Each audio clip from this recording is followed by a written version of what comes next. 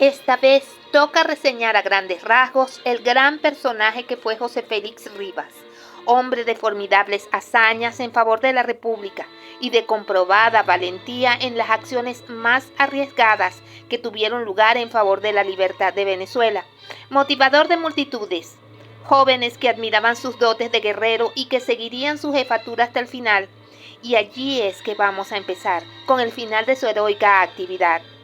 Todos conocen sus antecedentes históricos, sus hazañas en los encuentros con el ejército realista en las batallas de Niquitao, Vigirima, La Victoria y de cómo venció a Boves y a Morales con un ejército de niños de 13 años, 15, 16 y de 20 años algunos cuantos. No es necesario repetir lo que todos conocemos, solo reiterar una vez más cómo la juventud de entonces se llenó de valor al mando de José Félix Rivas, por sus dotes de líder de ejércitos, su heroísmo, su decidida acción y sus acertadas disposiciones.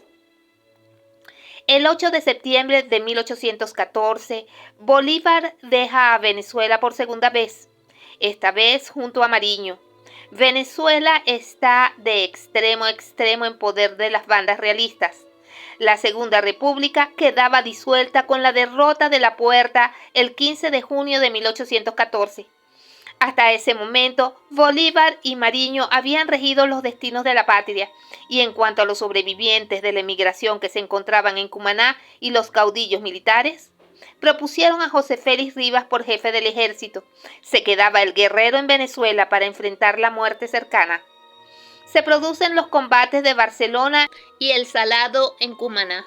Surgen insubordinaciones, primero de Piar y nuevamente ocurre con Bermúdez, quien se empeña tosudamente en variar el plan original combatiendo unilateralmente a Boves en las alturas de los Magüeyes.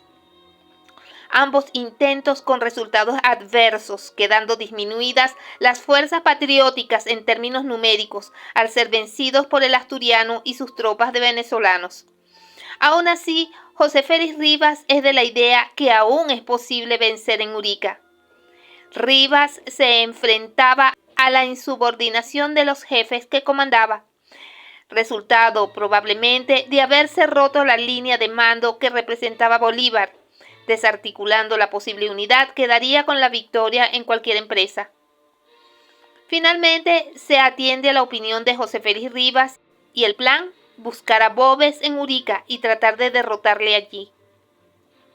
Bermúdez hizo escasa oposición esta vez debido a su reciente fracaso. El 3 de diciembre de 1814 comienza la marcha hacia Urica, donde tendría lugar el duelo final de ese trágico año. El ejército patriota bajo el comando de José Félix Rivas, conformado por 4.227 hombres, decididos a dar batalla. Como segundo al mando Bermúdez. Avistado Boves y su superioridad numérica, imposible le es retroceder. Boves contaba con un ejército de 7.000 hombres. Al avistarse de lejos los ejércitos, el saludo de rigor por parte de los jefes de ambos bandos, en el que mutuamente y como insulto se recordaban sus madres. El combate fue terrible, encarnizado y lleno de odio. En el formidable choque y con la acción decidida de los patriotas, la caballería realista se retira, desaparece con su jefe. Tal vez los patriotas estuvieron cercanos a la victoria, pero la inacción del comandante Cedeño y la falta de los jefes en el ala izquierda que apoyasen las acciones del ejército hace que se pierda la oportunidad de salir victoriosos. Muere la infantería patriota. Con un remanente de valerosos infantes, Rivas, sable en mano, acomete nuevamente, pero en vano resulta el intento. También mueren los soldados que quedaban. Rivas y Bermúdez, acompañados de los que quedan 500 hombres, huyen hacia Maturín y en acto heroico tratan de hacer frente a quienes los persiguen, pero nuevamente fracasan. Los ánimos desmayan y abandonan la comenzada lucha. Bermúdez, con 200 hombres, toma el camino del Tigre. Rivas, seguido de algunos amigos, toma hacia el sur. Evadiendo al enemigo, le es preciso cambiar de rumbo, tomando hacia los llanos de Caracas. Se dispersan por seguridad, tomando rumbos opuestos. El general Rivas, acompañado de su sobrino, su criado y un mozo que le servía de vaquiano, continuó hacia Valle de la Pascua. pero fue preciso proveerse de alimentos para seguir la marcha. Se escogió al vaquiano Concepción González por haber sido esclavo de unas señoras del pueblo y haber vivido en el lugar.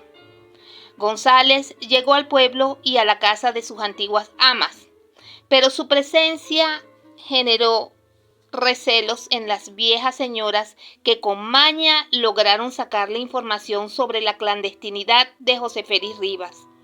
Intimidaron al vaquiano, que finalmente las acompañó a la autoridad para dar razón del lugar donde se ocultaba Rivas. Con escolta llegó hasta el lugar donde se hallaba José Félix, prendiéndolos a todos. Esa misma noche, sus captores dieron muerte al sobrino y al criado, y el 31 de enero de 1815, en Tucupido, moría el general José Félix Rivas. Su cadáver desmembrado, quitada y colgada su diestra de un asta, frita su cabeza en aceite, dejada en un saco junto a la Casa de Gobierno en Caracas el 14 de marzo de 1815 por un realista, el capitán Pedro Celestino Quintana. Al saberse en Caracas la muerte de José Félix Rivas, solo se oyeron vítores de alegría e insultos de los parientes de las víctimas de José Félix por causa de la ejecución del decreto de guerra a muerte. Ni siquiera sus esclavos lo lloraron.